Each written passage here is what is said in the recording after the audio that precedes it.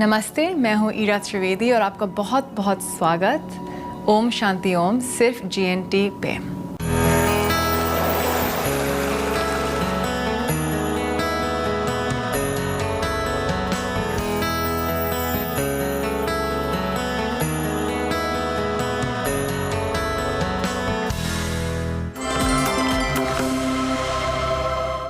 हम लोग शुरुआत करेंगे ओम के उच्चारण के साथ। तो अगर आप इस शो को देख रहे हैं तो प्लीज़ ज्वाइन इन करिए ओम के उच्चारण और ध्यान के लिए। जब हम ओम का उच्चारण साथ में करते हैं, जब हम ध्यान साथ में करते हैं, तो हम अपनी खुद की वाइब्रेशंस, हमारे जो आसपास की दुनिया है, हमारा जो वातावरण है, उसका हम वाइब्रेशंस भी ऊपर उठा के ले आते हैं। और ये हमको तो बेनिफिट करता ही है, पर हमारे पूरे फैमिली को, हमारे घर को, सबको बहुत लाभ ले आता है। हाथ जोड़िए।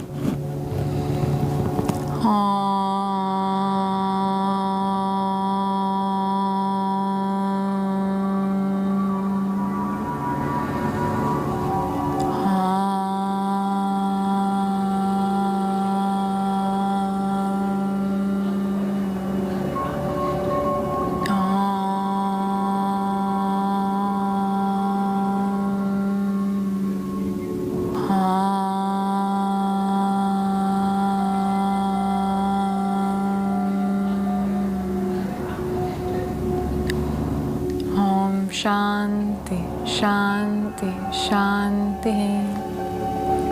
हाथ घुटने पे ले आए, सांस अंदर और बाहर। अपने पूरे बॉडी को स्कैन करिए,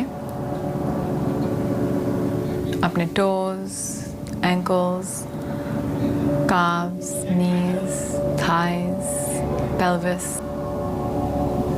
hips, spine, lower back, upper back, middle back, fingers, palms, wrists, forearms, elbows, upper arms, shoulders, neck, chin, lips, nose, eyes, forehead. Body को पूरा रिलैक्स करिए। योग के अभ्यास के लिए तैयार हो जाएं। फिर हाथ को जोड़िए, अपने हथेली अपने आँख पे ले आइए। यहाँ पे थोड़े समय के लिए आप हल्का सा प्रेस करें। फिर हथेली आपके माथे के बाजू में, 5 उंगलियाँ स्कल में, और यहाँ हल्का सा प्रेस करें और आराम से नीचे ले आएंगे। आज के एपिसोड में हम ये देखेंगे कि हमारी रिस्ट माने कलाई और हमारी एड़ी माने हमारे एंकल को हम कैसे मजबूत कर सकते हैं। ये बहुत सेंसिटिव जॉइंट्स होते हैं, बहुत ही ज़्यादा सेंसिटिव। यहाँ बहुत सारे छोटे छोटे मांसपेशियाँ होती हैं जो बहुत ही जल्दी उनमें गड़बड़ आ सकती है अगर हम ध्यान नहीं रखें। तो इसलिए आप देखेंगे कि एंकल प्रॉब्लम, एड़ी की प्रॉब्लम काफ़ी लोगों को आ जाती है। कुछ एकदम से आप गिरे या कुछ हुआ तो सबसे पहले प्रॉब्लम आपके एंकल में आएंगी। उनका बोलेंगे कि हमारा एंकल ट्विस्ट हो गया। आजकल मैं ये भी देख रही हूँ कि रिस्ट में माने कलाई में बहुत इश्यूज़ आ रहे हैं फ़ोन यूसेज के द्वारा। तो जो हम ओवर एक्सटेंशन हमारे थंब का करते हैं, इसके द्वारा हमारे पूरे रिस्ट में काफ़ी पेन आ जाता है। परंतु योग ने हमको व्यायाम दिए हैं और योग ने हमको आसन दिए हैं जो हमारे एड़ी को और हमारे कलाई को मजबूत रख सकता है। तो आज के एपिसोड में हम ये देखेंगे हम एक बहुत सिंपल तरीके से हमारे रिस्ट्स और एंकल्स को कैसे मजबूत रख सकते हैं। ख़ास तो अगर आप बहुत ज़्यादा वॉकिंग कर रहे हैं, आप जिम जा रहे हैं, आपने अगर कुछ कर रहे हैं जो ज़्यादा फिजिकल है और आप अपने एंकल्स और रिस्ट को बिल्कुल भी नहीं देख रहे हैं, तो ये एक बहुत ज़रूरी एपिसोड है आप लोगों के लिए। तो सबसे पहले हम बहुत सिंपल व्यायाम करेंगे। ये लगती तो बहुत सिंपल हैं, परंतु बहुत ज़्यादा अच्छी होती हैं ये। आप आराम से दंड आसन में बैठ जाएं। आप थोड़े से ऐसे पीछे भी झुक सकते हैं, जहाँ पे भी आप आरामदायक तरीके से बैठ सकेंगे। और यहाँ आप आगे और पीछे, बस एंकल्स को आगे पीछे ले जाएं और अच्छी तरीके से इनको आपको आगे और पीछे खींचना है और यहीं से आप सर्कल्स बनाएं। आपको इसको थोड़े समय के लिए करना है और एटलीस्ट 20 सर्कल्स। अगर 20 से आप कम करेंगे तो इतना इफेक्ट नहीं आएगा। 20 राइट साइड, 20 बार हम सर्कल्स करेंगे क्लॉकवाइज और फिर एंटी क्लॉकवाइज। एड़ी और कलाई की फ्लेक्सिबिलिटी जो एडवांस्ड योगीज होते हैं उनको भी चाहिए होती है।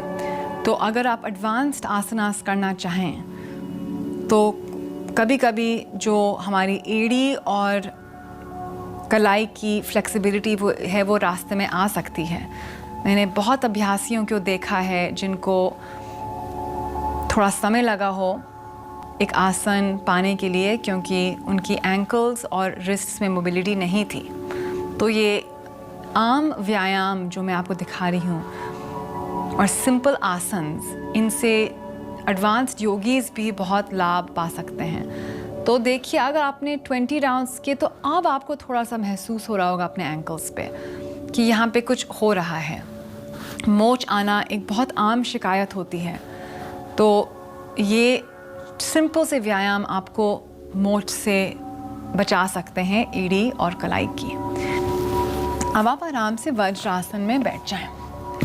ये एक काफ़ी कॉमन आसन है क्योंकि इसके लाभ इतने ज़्यादा हैं।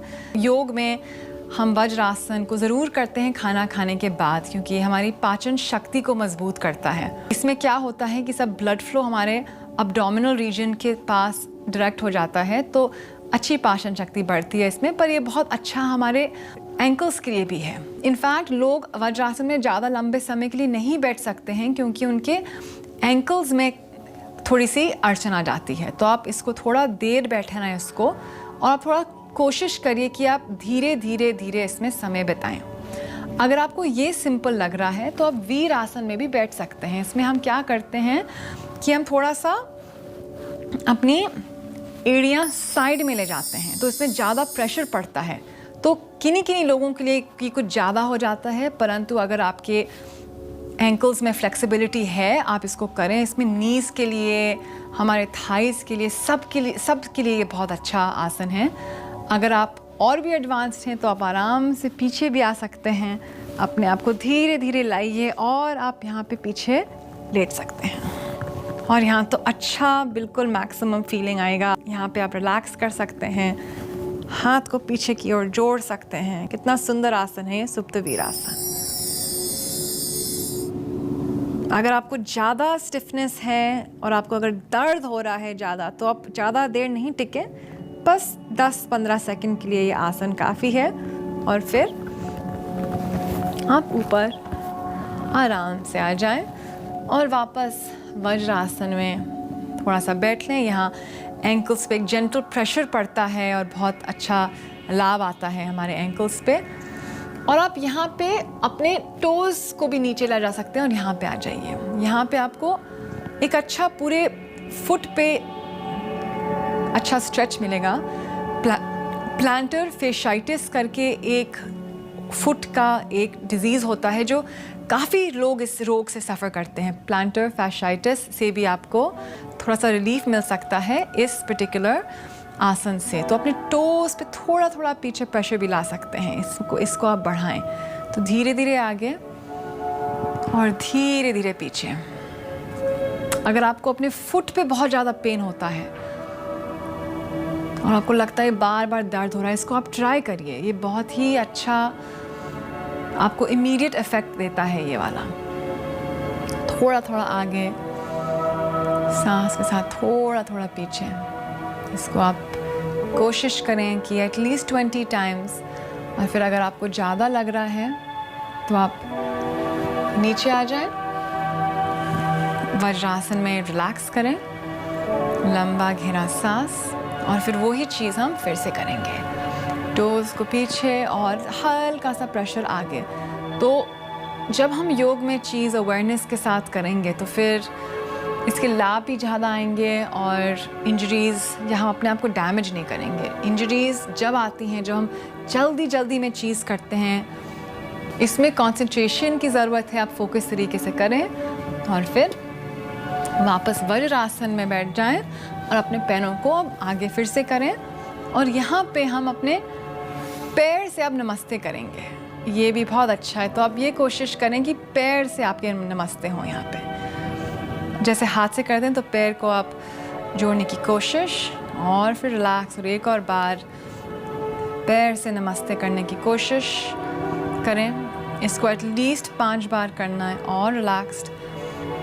तीसरी बार जोड़ें और रिलैक्स। चौथी बार जोड़ें और रिलैक्स। थोड़ा आगे पीछे।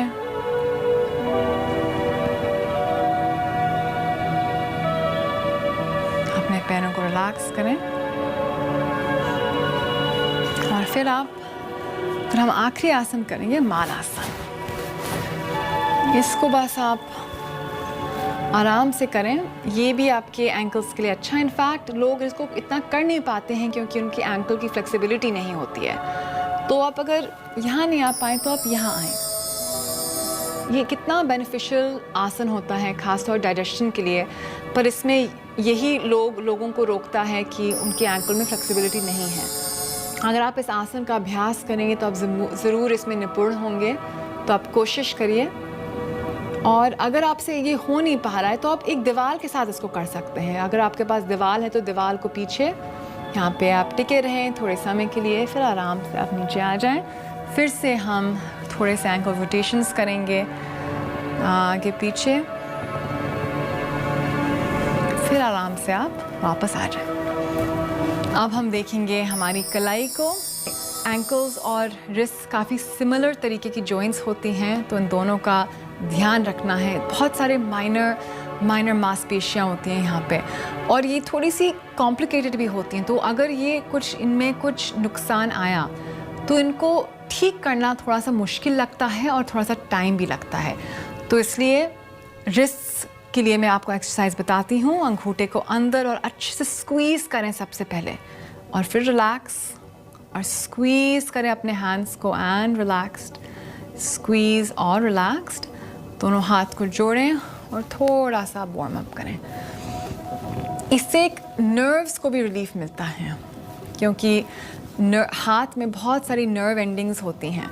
तो इन नर्व एंडिंग्स को रिलैक्सेशन मिलता है। तो थोड़े थोड़े अपने रिस्ट्स को आप हल्का सा वार्म अप करें। ख़ास तौर जो लोग अपने हाथ बहुत यूज़ करते हैं, कंप्यूटर में जो काम करते हैं, अगर आप कुछ हैंडीक्राफ्ट वगैरह बनाते हों, पेंटिंग करते हो, तो हाथ की बहुत आपको ज़रूरत रहती है और एंकल्स में प्रॉब्लम हो सकती है। और यहाँ से फिर हाथ को सामने और हाथ को बिल्कुल पीछे खींचें और अच्छे से खींचें इसको। दूसरी ओर हाथ को अच्छे से खींचें नीचे की ओर।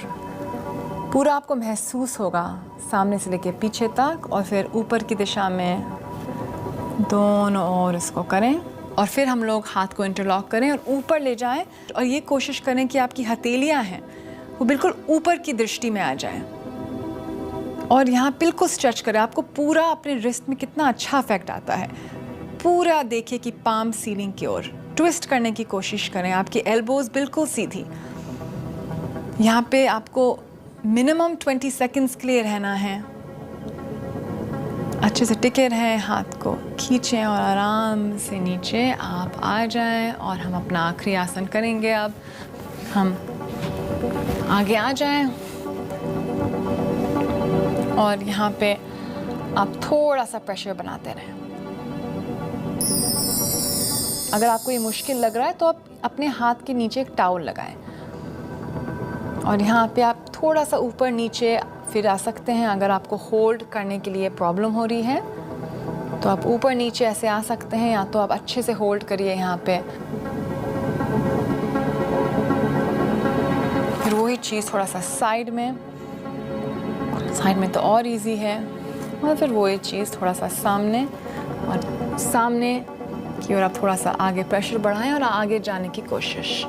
यहाँ आपको हल्का सा प्रेशर फील होगा, बहुत अच्छा रिलीफ भी मिलेगा। अगर आपके स्ट्रेस है बहुत ज़्यादा रिस्ट में तो ये बहुत सुंदर आपको लगेगा, अच्छा फीलिंग आएगा। और आराम से बैठ जाएं और फिर अपने हैंड्स को साइड टू साइड अच्छे से तेज़ी से इसको हाथ को बस तेज़ी से अपने हाथ को हिलाते रहें। साइड टू साइड, आगे पीछे, गोल गोल, और फिर आराम से थोड़ा सा रिलैक्स करें। लंबी गहरी सांस अंदर और बाहर। अगर आप रेगुलरली सफ़र कर रहे हैं रिस्ट पेन से या एंकल पेन से, तो आपको ज़रूर अपनी जोड़ों की मसाज करनी चाहिए रोज़। और वो मसाज आपको सेसमी ऑयल के साथ करना चाहिए, मीनिंग तिल का तेल जिससे आप खाना बनाते हैं, वही तेल हम अपने रिस्ट और एंकल्स के लिए यूज़ कर सकते हैं, ख़ास तौर सोने के पहले और जैसे हम सुबह उठते हैं तो जब। ये बहुत ही अच्छा इफ़ेक्ट देता है। मैं तो रोज़ रात को अपने पूरे बॉडी को ऑयल मसाज देती हूँ खुद तिल के तेल से, और मुझको लगता है ख़ासतौर अगर आप एसी में सो रहे हैं तो ज़रूरी है, क्योंकि जोड़ थोड़े से स्टिफ़ हो जाते हैं एसी में या सर्दी के मौसम से। तो ये मेरा पर्सनल रेमेडी है। दूसरा है, अगर आपको इन्फ्लेमेशन है आपके जॉइंट्स में, तो बहुत अच्छी होम्योपैथिक मेडिसिन आती है मैगफॉस आप लें। ये एक जादू जैसी दवाई आती है, होम्योपैथी है, इसमें कुछ नेगेटिव साइड इफ़ेक्ट्स नहीं है, और जितने भी जॉइंट्स की पेन और स्टिफनेस होती है ये सब हटा देती है अगर आप रेगुलरली मैगफॉस को लें, क्योंकि काफ़ी टाइम जॉइंट्स की स्टिफनेस मैग्नीशियम और फॉस्फोरस की कमी से भी हो सकती है। तो मैगफॉस रेगुलरली लें तो ये आपको अच्छे से लाभ दिलाएगा। मेरी उम्मीद है कि आपको ये कार्यक्रम पसंद आया, और अगर आपको एड़ी कलाई में कोई भी प्रॉब्लम है तो ये जो मैंने आपको आसन, व्यायाम और टिप्स बताएं, ये आपकी स्थिति को ज़्यादा अच्छा करेगा। नमस्ते, मैं हूँ ईरा त्रिवेदी, और अब हम मिलेंगे अगली बार एक नए एपिसोड के साथ।